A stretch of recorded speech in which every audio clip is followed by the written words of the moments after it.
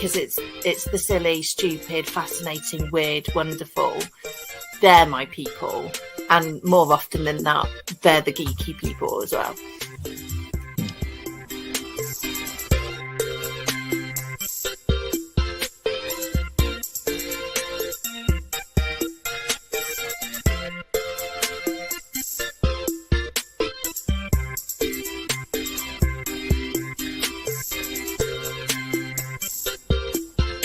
I mentioned Betamax. For anybody older, that's the old version of a video cassette.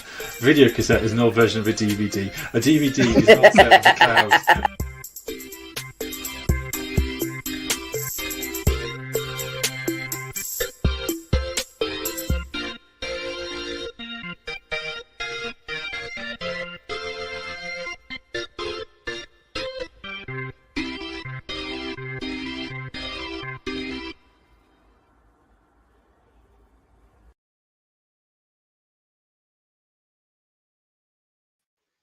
Hello and welcome to Faith and Geekery. I am Becca and this is not Mark.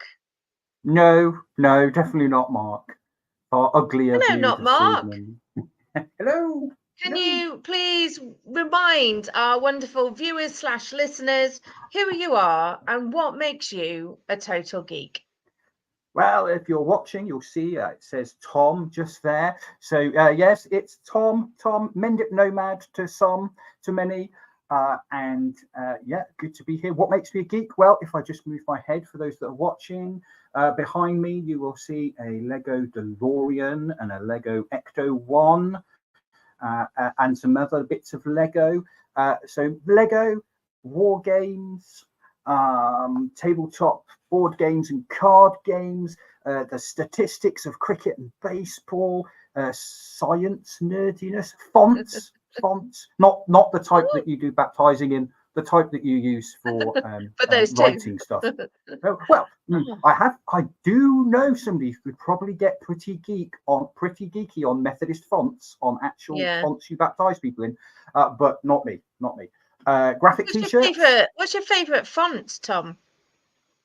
Oh, there are so many. I quite like Forte for doing design work, having on design work. Somebody was talking about this on a podcast I was watching just earlier today. I do quite like the one that looks like it's an old typewriter. I can't remember what it's called, but kind of. Is it called typewriter?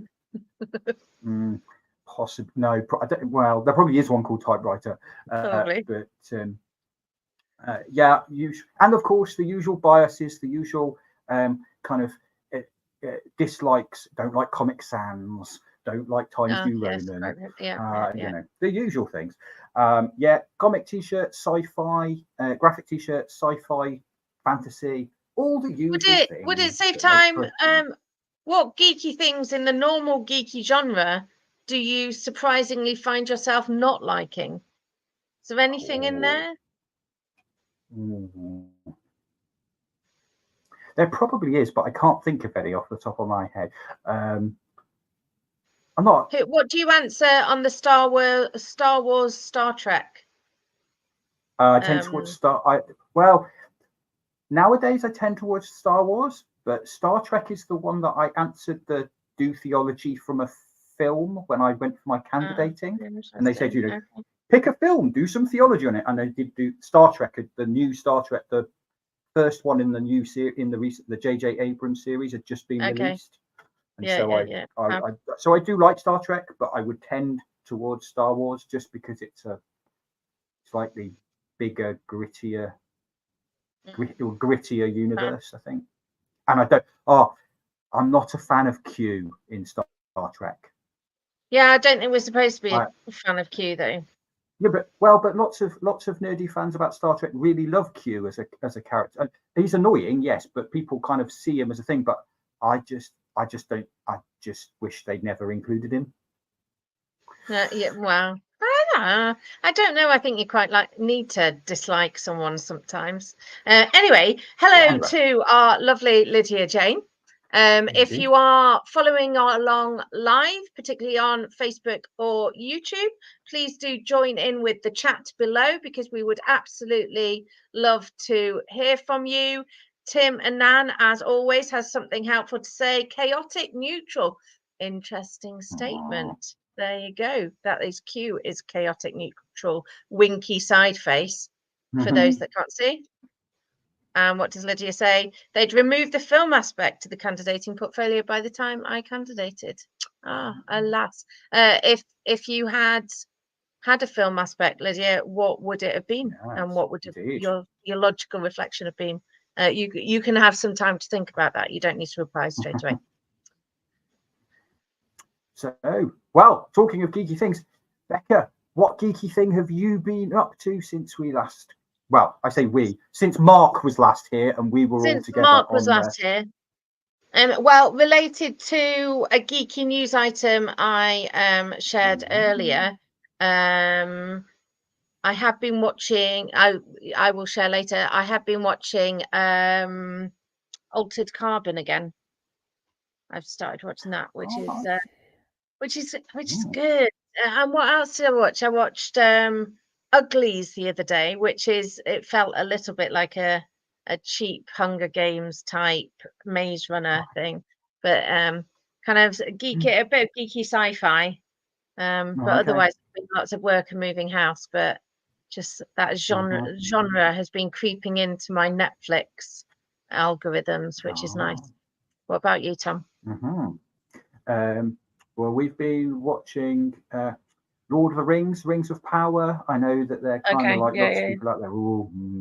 But I watch it for what it is and not what it isn't. So we've been enjoying that. I've ordered my Advent calendar. My Lego Advent calendar has been ordered. It's on its way. And then I have to wait until I'm allowed to start opening it. What else? I'm waiting excitingly for the release of a new edition of one of Games Workshop's games, which I can pre-order later this week. Oh, what dates and how many hours exactly is it? So I can pre-order it on Saturday, and it will be out 2 weeks after that. So whatever the hours are on that, I'm sure I could work it out, but I can't be bothered. So Lydia has come back very quickly with her theological reflection that it will be around inside out, all the layers, and explore all the emotions, and also the word she hates, resilience. Tim and Ann has come in with a recommendation for Red Rising. I have actually read the first 3, have been recommended not to read the next 3 because they don't land on a good thingy, and we're still waiting for the subsequent ones out, but that is for lovers of Hunger Games and Maze Runner. Lydia says my Bird and Blend tea advent calendar arrived this week. I assume you're going to wait until Advent for that, Lydia, or you're starting counting down to Advent with Advent calendars, which is what we do in our house for my youngest birthday. Tim has also got a Christmas Advent calendar in Tom. Is that a whole Advent calendar of Tom's? Hang on. That would be awesome. And Tim and Ann also has a Red Rising board game. There we go. Well done, Lydia. Lydia will be waiting to open her Advent calendar. Always the best. I think. Do you think we've exhausted the geeky things? I think we've exhausted the geeky things. Hang on. Yeah. Wait. Brandon is going to Tim's house to play Red Rising. Lydia, caffeinated, not caffeinated, or matcha. I think this is a conversation that can go on beneath us in Facebook chat. Yeah. Geekiness about teas goes past me. Geekiness I used to get geeky. Is acceptable. Yeah, no, it's very acceptable. It just goes past me. I used to get geeky about coffee until I read the great Dave Grohl's autobiography, who pointed out that if what you're interested in is caffeine, it doesn't matter how it's delivered. It can be instant in a plastic cup, or it can be the most perfectly poured espresso in China. It's a caffeine. Just get the caffeine down you. And I kind of no. I poo-poo that heartily. Shall we bring on our guest who we have yet to mention? Let's do that. Let's do that. Well, if you can drum roll on your own tables, please. Here is Steve. Hello, Steve. Hello. It's welcome. Hello. Oh, it's a bit weird having here I am as a kind of new co-host, and it's very weird welcoming Steve as a guest because Steve is someone that I know rather well because we work together. But nonetheless, I don't know. I'm looking forward to hearing what he's got to say about his particular subject because I know it's something that is particularly important to him, and I'm looking forward to it. Yeah, Steve is coming along with the subject of, if you hadn't guessed from the title of this evening's episode, art. Because if you can see behind him, if you're watching, then you'll be able to see. If you're not, Steve, would you like to tell us what is behind you on your picture? And and kind of just introduce yourself that way. Yeah, hi, I'm Steve, and yes, I work with Tom, and my geekiness is art, particularly working and producing art. But before all of that, I want to say, because I was really screaming at my screen when you were talking about Star Trek, I'm a Q fan, and I'm also a Deep Space Nine fan. Oh, controversial. Yes. So, anyway, moving on. So I'm going to say Deep Space Nine is awesome. The best epic story ever. Even got a script, an original script in the drawer in a protected case. So that's how much Deep Space Nine I've got. Oh dear. Anyway, art. I want to is my geekiness really. And it's something that I've sort of found and developed and become very passionate about. Something that I really love. And if you can't see, and obviously you're listening in another form, there's lots of pictures behind me, and there's pictures that I've drawn and worked on, and it's something that I find makes me very calm and mindful when I'm doing it as well. Fab. So, yes. And I think that's gonna tie into that idea of what the practice of geekiness, and also how that ties into faith, particularly around what practices, behaviors, or habits come out of faith. So really looking forward to that chat. I met Steve on Saturday and collected him into my posse of beautifully geeky people who I adore. So really looking forward to having that chat. But until then, I have prepared for us geeky news. So brace yourselves.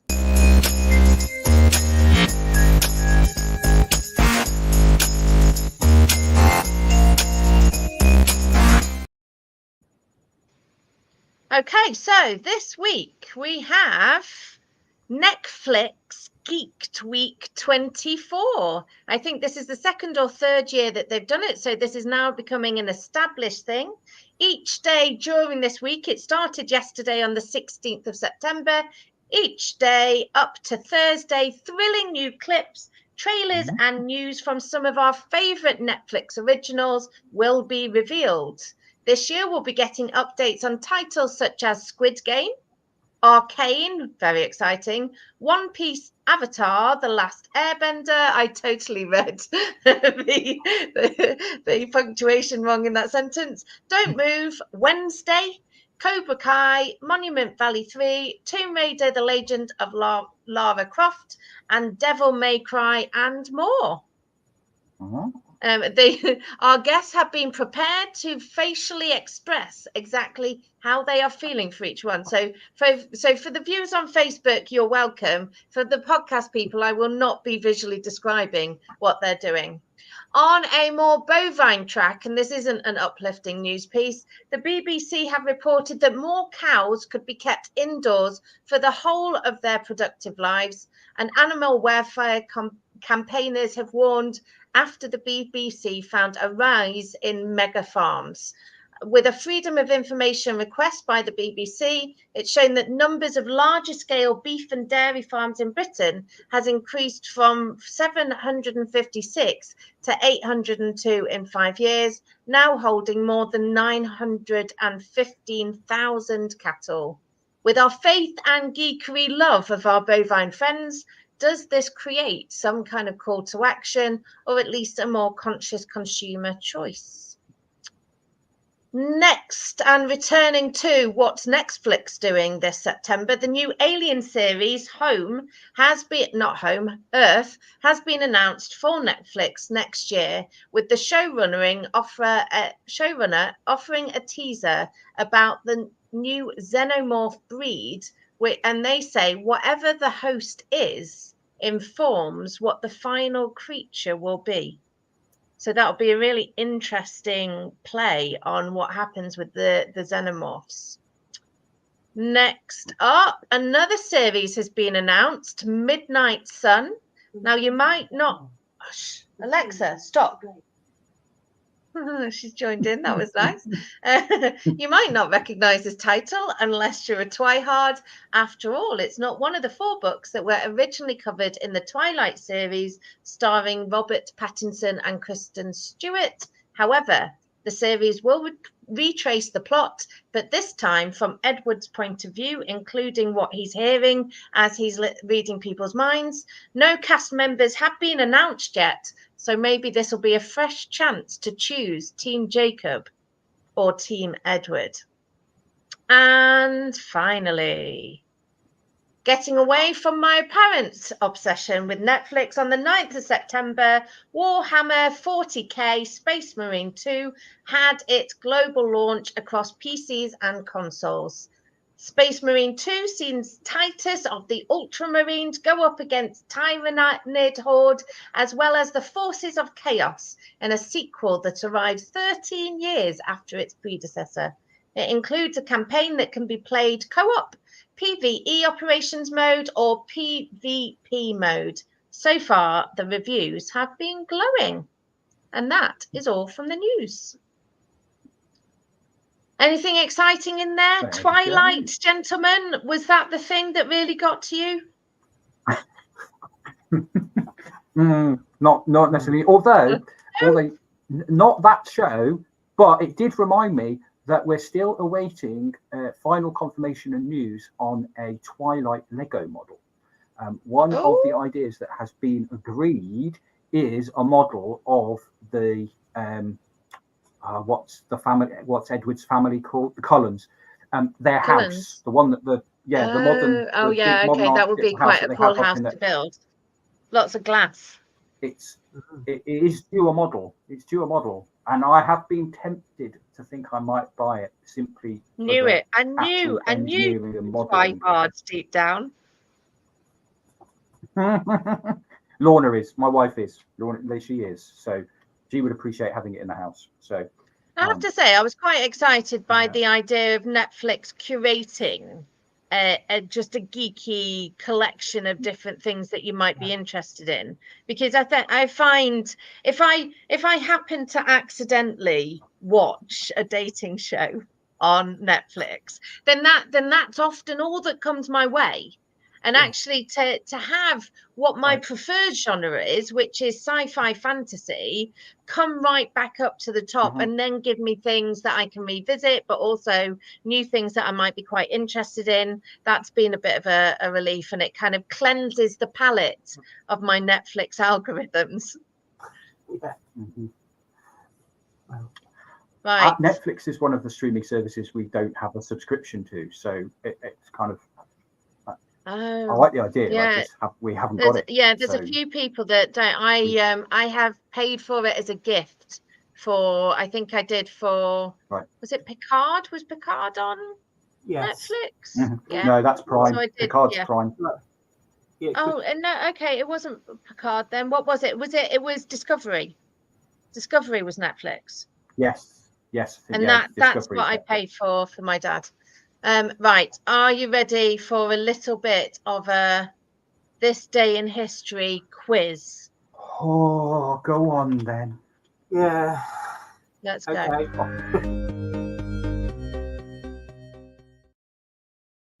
Okay.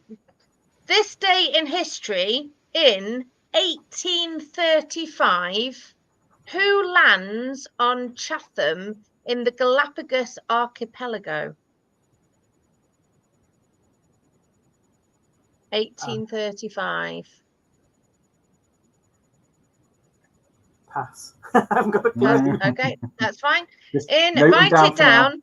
Write it down, and we'll come back to you. Question number 2. In 1983, Vanessa Williams was the first Black woman to win what title?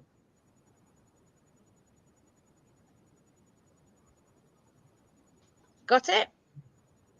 Is that your thinking face, Steve? It's hard to tell. It is. It is. In 1972, on this day in history, what Army Hospital TV comedy series starring Alan Alda, Loretta Swit, Wayne Rogers, and McLean Stevenson debuted in the US? If I think it is, it's one of my favourites. Well, I suspect it should be one of your favourites. Yeah. Okay. On this day in history, in 1993, what party wins its first council seat in a by-election in East London? I can give a small clue. It provoked fear in the local Asian community. Yeah. Okay, and last one. On this day in history, I promised myself a format, and then I go all over the place. On this day in history, in 1925, what event caused Mexican artist Frida Kahlo to begin painting and soon abandon her plans for a career in medicine? What event caused her to do that?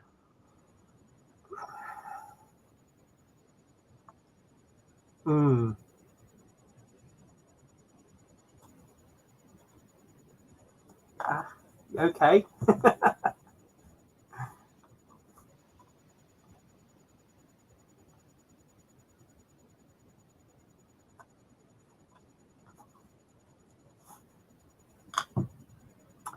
Okay. Brilliant.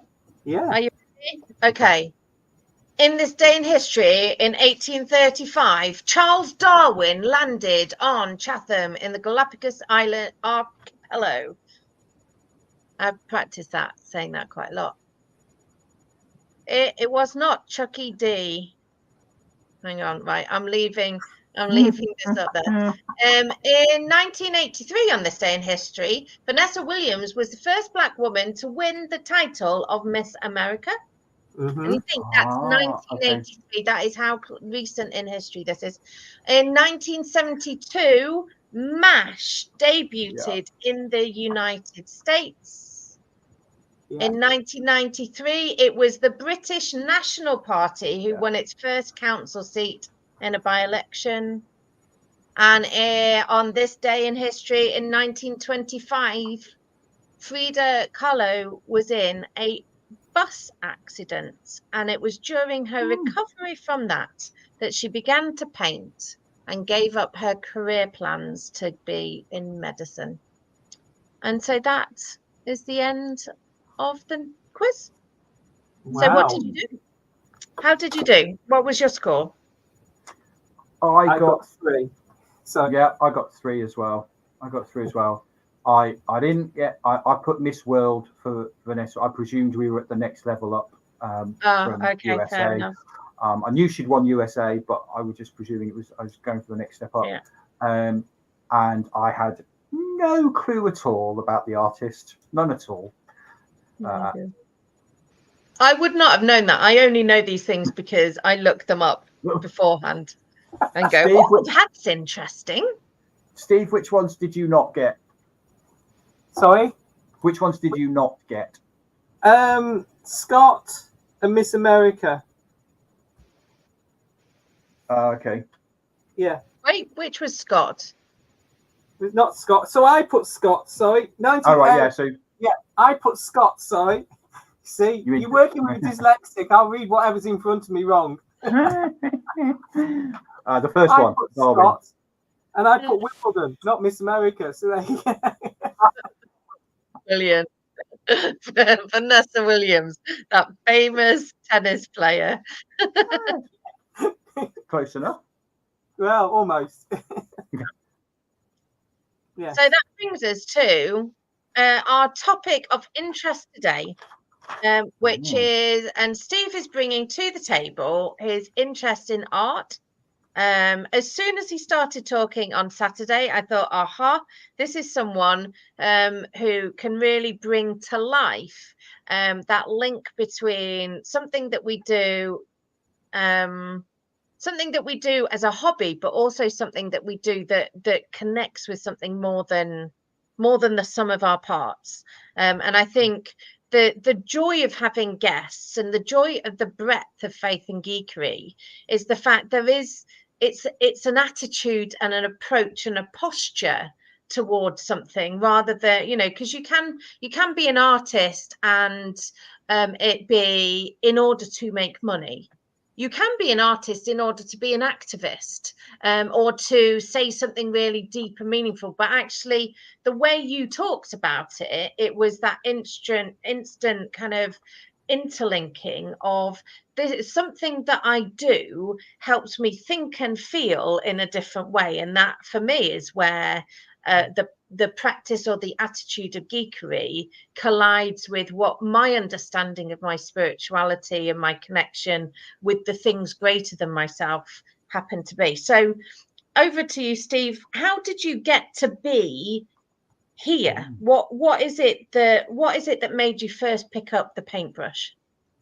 I think when I was a child, me and a cousin used to draw quite a lot, and due to various reasons, we stopped. And that was partly, I'll be honest, my cousin had a mental breakdown, and in them days that you were taken away, so I stopped, and I was told that I wasn't ever gonna paint and do anything because it was never good enough. You know what I mean? So that was the first thing. Which is partly why I'm passionate, because I think we as adults must be really careful on how we imprint on our children on this, because when we're at school and things like that, when a child brings a picture of a house and it's got 4 squares and a square and a square, the typical child's picture, and we go, oh, that's really lovely. And then about 3 or 4 years later, the same picture comes forward and you go, oh, that's not a proper house. You've instantly stopped that spark. And I think that's what first of all happened. And many years later, I decided that I wanted to do a degree, and went to Open University and decided to do, and I'd always had a passion for looking at and being partaking and having art around me. So I did religious studies and art history, and specializing in religious studies and religious art. And I learned how to read pictures and how to read paintings. And I thought, well, I better start having a go and paintbrush again. And that's what happened. And slowly but surely, I realized that I could do something, and I'm very precious about my art because I don't often share it. So what you're seeing behind you is actually very much something that very few people have seen behind you. And that again is because I was in the artist community. There's a lot of us that go, we're not good enough, or that we're not worthy going on. And I think that for me has been a barrier to come over. So to the point where, with encouragement from friends and Tom, because I know Tom was the first thing when I came to the circuit says, you need to pursue art more, is I've got my first exhibition this weekend. And I've never been in that situation, and they're all framed in front of the computer. You can't see, but they're there. And it's something that I'd never thought I'd be in that situation. And when I started painting, it was a case of, it was like, faith is my primary driver. I'm a Christian. It's who I am. And I can't help but bring faith into my art. So that's primarily what it is. It's even if it's a picture of a ship going by, it's still got prayer in it, because as I pray, I paint, and I think that's important. So what is it what is it that you most discover about faith then in the act of pen or brush to paper? What, yeah, if there was, you know, the doctrine, the things that we say about what we do believe, or the things that we know we should feel, or the things that we should do. I mean, I don't like to use the word should, and I've just used it 3 times in a row. What is it that most kind of floats to the surface in that space, in that time that you've created? I think there's a ritual in art. I think if you I'm hoping, as I say, I've got to propose it hopefully in the next few months, my MA proposal with Queen's, but I'm hoping to propose sort of this sort of thing. There's a ritual within art, and if you talk to most artists, there's a ritual in what we do. So for me, for instance, if I'm painting in watercolor, it's spritzing the watercolor pans to liven them up is a start of going into this like meditation, this place where and your mind becomes empty. And I've taken it further, and some of the work here and here are acts of prayer, and I'm praying about a particular situation. So the picture here, for instance, let me bring it forward. Yeah. Can you see that? Yeah. That was the start of the Ukraine war. I was praying for Ukraine. Interesting. And that's all. And the picture appears. I don't plan the picture. That's what happens, because I just start drawing lines and laying washes down, and I let the picture appear. So that's sort of how I paint, in a prayerful manner. And each line, going back to the lines, is an individual prayer, and each junction is a prayer, a bit like a rosary beads. Okay. You know what I mean by that? If you you prayer beads, or you pray, it's very similar to that. So if someone with no concept of, I mean, we use prayer to say something really big about connecting with the invisible, connecting with the beyond ourselves. If someone who had no real concept outside of the rhetorical, the repeated words that are in higher church traditions of Christianity, is there a way of describing what that prayer is, what that space is, in a non-religious language? What you know, if you've got people coming into your exhibition to see that, is there a way of saying what that is and not using the word prayer? I would say they hopefully. I'm reading a book at the moment by a guy called Garrett, and he says that art in itself is a performance and will always perform. You've put that performance on paper or whatever, and through that performance, you are letting the art perform for itself and letting it go. And in a sense, that can create transcendence, in the sense of you go into and beyond the painting. And I hope, being a Christian, that people find God, but also a liminal space. Maybe that's another word for it. You entering into this space where anything can happen. If art is a performance, then anything can happen in the performance. And I hope that God is there. You get what I mean? Bit deep and theological and philosophical. I think that's why I find imagery and pictures so helpful, because the idea of not seeing a physical, you know, I respond to the people in front of me.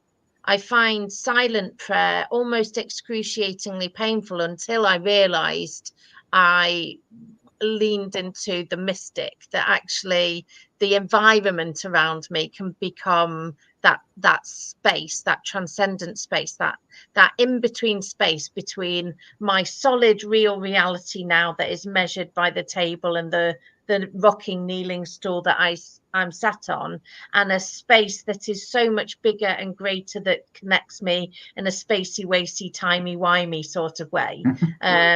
So it's that, it's that understanding of what art is capable of doing it. Yeah. And can you imagine? I mean, I had this conversation with somebody who was in Nottingham when I was living up there, and I was working up there, who was blind, and I was talking about the likeness of God, and he in a sermon, and he said, "But I'm blind," and that completely got me. Yeah. How do you show somebody who's blind something? So in a sense, it's also the act of doing as well. So I hope that some of my art is, it's very visual, but I hope that in some way I'll try and put a physical element in somehow. Certainly in the exhibition I'm doing this weekend, there's a physical element for those who can't see, I hope.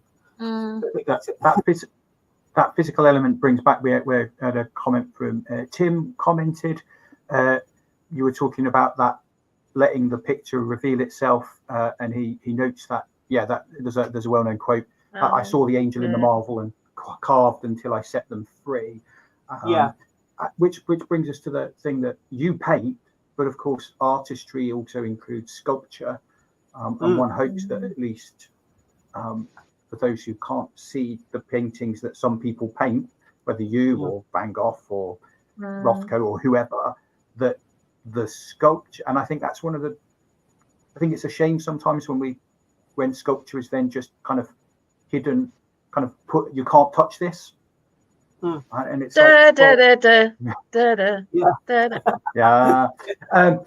but beyond that, that thing that actually sculpture is a way of people who can't see seeing art, because they can touch it, they can feel it. And we were talking previously, Becca and I, I'm not a big fan of Tate Modern, but I'm sure that physical sculpture, modern art, just as much, think of Henry Moore's sculptures, for example, not very realistic, but I'm sure that nonetheless somebody laying their hands on them and feeling them would have that opportunity to reflect on what Moore's saying, just as much as somebody like me who enjoys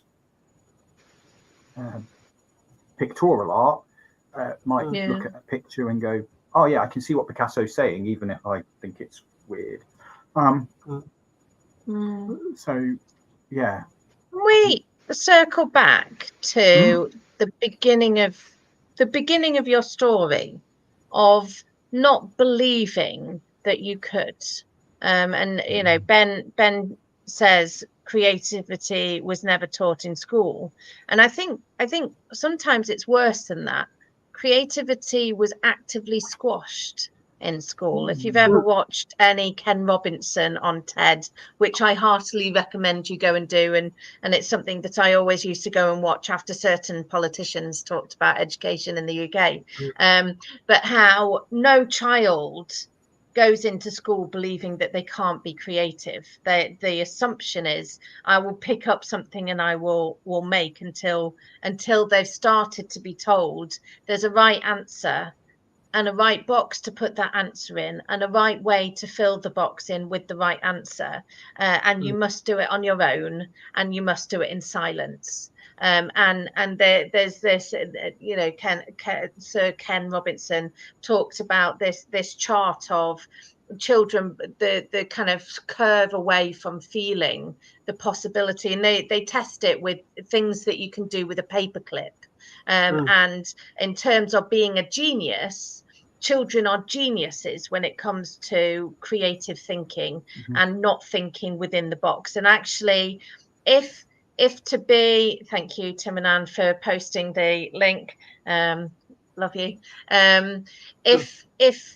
if there's something about entering that space, and actually that space is a space of creativity, because creation has come from the mastery of and other non-patriarchal terms, but from the expertise and the desire to create and to grow and to make beautiful things, which is what I believe God to be, is first and foremost creator. That there's a deep, we should feel a deep sadness that there's been a separation between what it is to be clever and intelligent and learned, and that involves being less and less creative. So in terms of that journey back, what has helped you, and what would you hope other people would be able to believe? If you can, what do they need to know so that they can too? I think first and foremost, all art is subjective. I think that using a posh word, that all art is. I mean, I get absolutely panicky about my art. You know, I literally picked up today some art that I've seen. I've never had my art framed properly until this week, and I picked them up and I looked at them and I thought, that's not my art. I literally could not believe that was my art, because I'm so used to seeing it, or I'll shred it, you know. And that's because, and I think it's when you get immersed into the art community, a lot of artists will say that they're not good enough because there's that pressure from society. And I said to my wife the other day, and don't get me wrong, I absolutely love Banksy. But I could do Banksy. I could go and buy a vinyl cutter. I could draw a rat. I can get a spray can, spray on the wall and make it look like a Banksy. The difference between me and Banksy is nobody knows who he is, and there's that mystique, and he can hide. And I think that is, and he's been recognised and becomes a high, you know. I absolutely love Banksy. He's one of my favourite artists. But you see what I'm trying to say? There's this whole art, you have to be in the right place at the right time as well. Look at Van Gogh, never ever recognised in his time, and everybody laughed. And now, you know, so I think it's about personal belief in yourself. It's about overcoming fear, and it's about listening to others. And even now, I there are times when I've painted a picture and it'll look at. There's another thing that artists often use, which is the ugly phase. Because in a piece of art, there's a struggle going on in your mind, and I think all artists would recognise this. That you're painting and you'll go, "Oh, this doesn't look right. Oh, it's not good. Shall I bin it and throw it away and start again?" And sometimes you have to go through that, and sometimes you have to go past that to get the piece of art that you want. And even then, you might not be. Model painting has the same thing. That model painters, mini painters will say, you know, there's an ugly phase. You know, you put the base colours on, you put the shade on. It's a bit streaky. It doesn't look great. You could just stop there. I mean, mini painters have the advantage that, of course, they've bought or printed the model and they've invested in it already. And if they just stop and bin it, that's, you know, literally money in the bin. And you might want to play, you know, you probably want to play with it later as well. So you don't want to get rid of it. So you push through. But it's that same thing of actually all creative. And that's what doesn't bother kids the way that it bothers adults. Kids just keep going. Kids, you know, kids just kind of, oh, well, okay, that's what it looks like. But I know what it's going to look like later. So I'll just keep going. Whereas we get to it and go, oh, no, this is rubbish. It's a waste of my time. I'm just going to. Whereas kids, I think, they just keep going. They don't think about what it looks like now. They're aiming for what it's like later. Ben's saying a couple of things. I think what Steve is saying about art is also true about our faith journeys, absolutely. And also we often do the same things in church and squash people's expectations of God and who they are. And it's that if to be good and successful on a faith journey and as as deeply spiritual people, and for me that is aligning myself with Christian values and practices. But if to do that well is to do it without perfection and without the ugly stage and without mistakes, and that is the story that we're telling, and that you can only, what I often find is you can only tell your story in Church of Redemption after the redemption has happened, after you've come out of your cycles of addiction, after you've come out of your cycles of poor relationships. And it always has to be at the end. You can't possibly be in front and talk, well, actually, I'm in the middle of a breakdown and my faith is at rock bottom, and I'm in the ugly phase of my faith right now. And I think we just want the glowing testimonies. We want the success stories afterwards. Thanks. Yes, there we go. Ben agrees. I am not a bad Christian. I'm just going through my ugly phase. Which is interesting, because one of the models of faith journeying that's held up as being one that we ought to think about more is the 12-step program. Yes, absolutely. You know, and as I understand it, it is perfectly possible for an alcoholic to walk into an Alcoholics Anonymous meeting and go, "Hi, my name is, and I'm drunk right now." Yeah, that's perfectly possible, and nobody will turn around and go, or get out. They will say, "Hello." Come back when you're sober. But we absolutely do that all of the time to people in church. Yeah, all the time. And it's so what can we learn then through art? And it might be through the practice of art, or through the wisdom of artisting. What's the verb of being an artist? Creating. Artisting.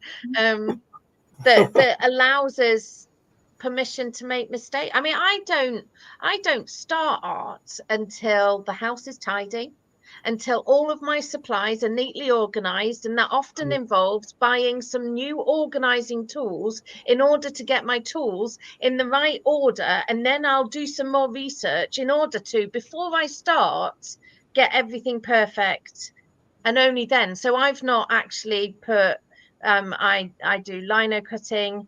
I can't remember it 2-3 summers ago, because everything has felt so chaotic around me that I've not done it. And it's that. And I think that practice is in the making, in one sense. Is that, and you just got to go in. I mean, I bought a set of cheap watercolors, and I thought I'll do watercolor because everyone says it's hard, and that's the kind of person I am. It's a hard medium. Everyone says, "Oh, once you make a mistake, that's it." And I thought I bought some watercolors, and I literally started painting, and I made a mistake, and I thought, well, I better buy a book to work out how to repair the mistake. So I got a book, and it says, "Oh yeah, if you can rub it out." Well, I didn't know you could rub watercolors out, but you can if you know how to do it. And so I started again, and then I went to. And I just went to the wife and went, "I've done this. What do you think?" And she went, "Wow,'t really good." And it's also those around you being honest with you. And I think that's also the important thing, and encouragement, but also being able to go, well, actually, if no one else sees it, it can. And that's another expression I've learned within the art world. You can always flip it over and do something else on the back of it. It's only paper, it's only pens, and if you're the only one that's ever going to see it, and yet many of my paintings have gone in the shredder because there's a process to what I do. If I'm praying, and I'm praying for a particular person, it might not be. I don't feel it's right to show it sometimes, and that's my process. My wife goes mad and tries to save them, but It's interesting you say about the people around you being honest, but I wonder actually sometimes whether art might develop better if people aren't honest.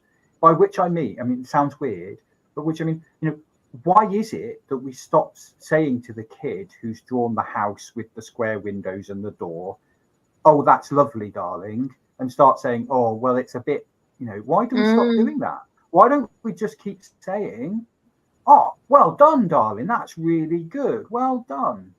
Now you might want, you might, if the kid is showing some talent, you might say, well, why don't you, next time you do it, add a little bit at the side so it looks like some perspective or whatever. But not, oh, well, that's not very good. Actually, I wonder whether actually a little bit of dishonesty, a little bit of like, well, actually, it's not your business to decide whether it's a good picture or not. Is the person happy with the drawing of the house they've done? If they are, and that's, fine. I think that's a more important question. And what I always try to do, because I've got two very artistic children who would much rather create than have something that told them this is a game, this is how you play it. They kind of, I gave them tools and they created. Was spend time noticing efforts, asking more questions about what they wanted me to see and what they liked, so that they never came with a view that they must win my approval with a piece of art. They just had to, they wanted time, and I gave time. That was how I noticed. But it was much more about asking questions and then giving my opinion. My opinion actually is irrelevant to someone else's art, especially if they're looking for feedback. It's paying attention to effort and the time that's been taken, and that was an intentional approach. So it's not quite the not critiquing, but it's also not praising for the sake of praising, I think. Because I mean, it's interesting. People say, creativity is squashed at school and things, and I don't disagree, but my experience was different. And I did not go to, posh school. I refer to my secondary school as below bog standard. It was the one that was eventually shut and knocked down, and things. But there I encountered, and it would be interesting to hear from, friends that I was at school with, whether their experience was the same. I may have been lucky. My dad was involved with the PTA. I knew most of the teachers, so I had a different relationship with them than some would. But nonetheless, I don't, I did art GCSE. I didn't get a brilliant grade. And sport has similarities, I think, actually, in the way that we do kids down just because they're not good at sport. Well, that's not the point. We have a huge obesity and fitness problem in the world. And in part, it's because we've told kids that physical activity is only important if you're actually good at it. It's really not helpful. But I don't remember that. I remember being, I did GCSE art and I was encouraged to be artistic, even though I was never going to get a grade A. It just wasn't. I was never going to do that, but I was encouraged. But yeah, that's a fantastic creative idea. Do that. And sure, it might not get you a good grade, but it's worth doing anyway. And I think, so I was at school 25 years ago, so things may have changed, but I think, it's not always school that does that. Sometimes it's other situations as well, but it certainly happens. You can see it in people. And I certainly see it more I see it in my minis, encountering people who say, oh no, I can't paint for toffee. And then you look at the models they produce and you think, no, really, you can. Sure, you might not win golden demons, but you will, or diamond swords or whatever, but crystal swords, but you can paint those models. Likewise, in sporting world, constantly, sport's not for me, I'm no good at sport. And I'm thinking, have you tried all the sports? Yes. Have you tried all the sports? And secondly, yes. What does it matter? Just get out and do a bit of exercise, because actually that's important for you, whether you're good at it or not. Doesn't really matter. And I think it's important that you just do it because you love it, or it makes you how you feel. I think that's also important. And for me, I like to do it. To paint, it doesn't matter. I don't have an audience. I don't have anyone pressing me for commissions. I don't have anyone asking me to produce a piece of art. I think that would change it possibly. But equally, if I produce it and it's gone in the bin or it's sat in a cupboard, that's my choice, and that's also liberating in its own way.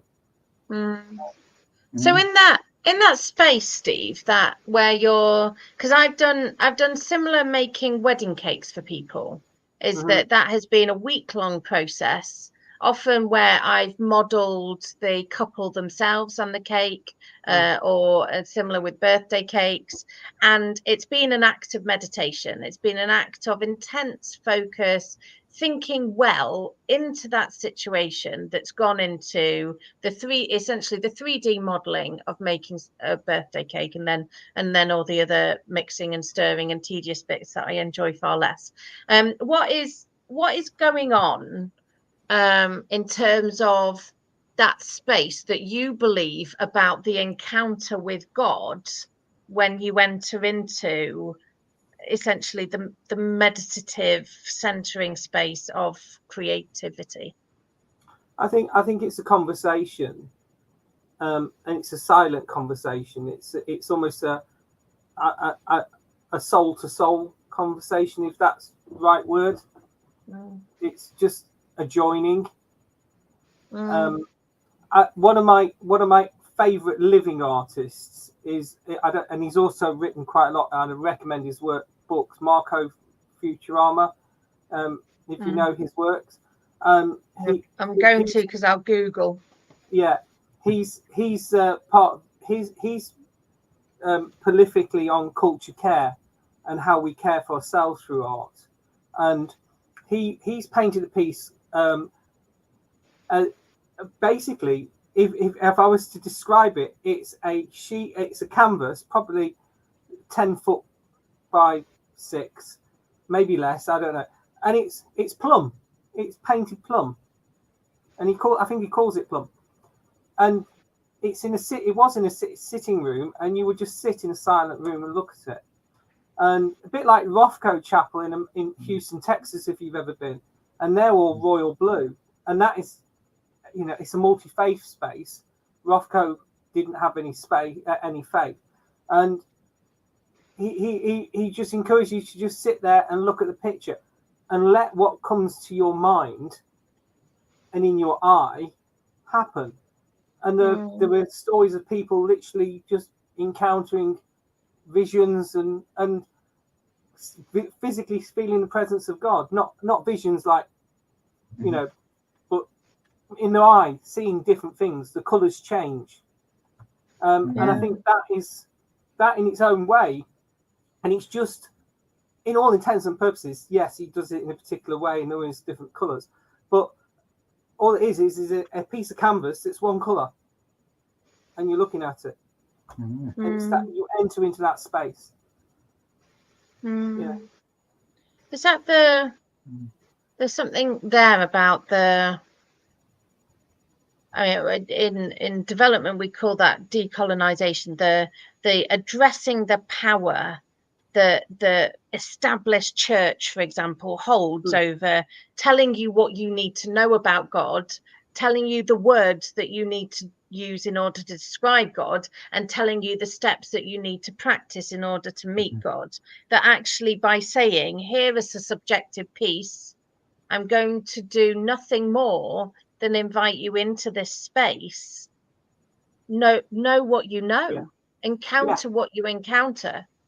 Yes, and I think that's what I think the true meaning of art is. And going back to my first proposition is that all art performs in a way that whatever way it is.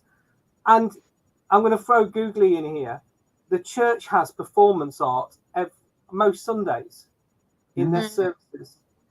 We have performance arts, and particularly as a presbyter in the Methodist Church or in any ordained person, the act of communion is a form of performance art.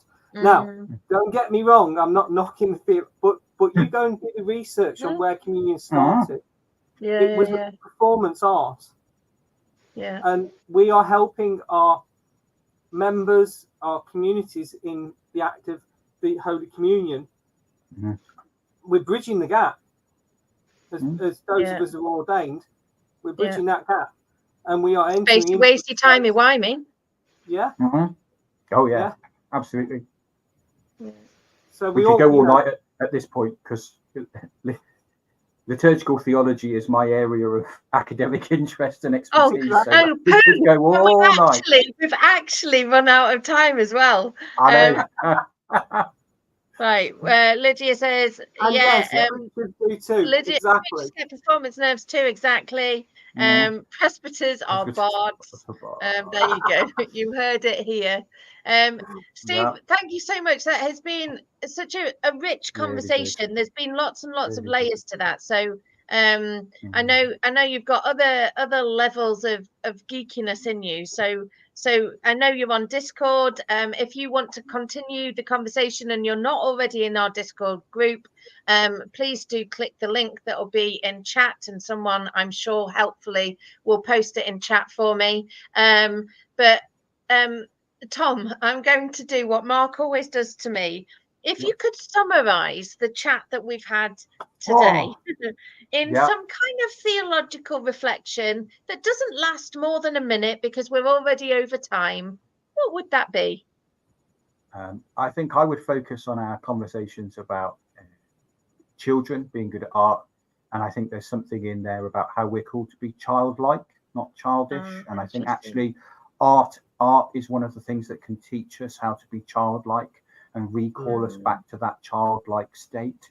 And I would also want to just throw in Dorothy L. Sayers, great novelist, but also great theologian, who notes in one of her writings that when we encounter God for the first time in Scripture in Genesis, and we're told that humans are made in the likeness of God, the only thing we know about God at that point is that God creates. It's the only thing we know about God at that point, is that God creates. And therefore, if we're made in God's image, perhaps that's what the writer means, is that we're made to create. And creating is a thing kids do very well, and adults tend to forget. And like geekery, that is not one linear thing that looks like one way or one particular aspect of science fiction. That is a practice. You can be a creative DIYer, a creative chef, a creative writer, a creative gardener. There's so many ways that you can create. So go forth and create. I think that they are the words. Go forth and create something. In the meantime, we love you very much. Thank you so much, Tom, for being Mark tonight, Steve for being an amazing guest, and to the rest of you glorious geeky people, stay well and geek safe. Bye-bye. Bye.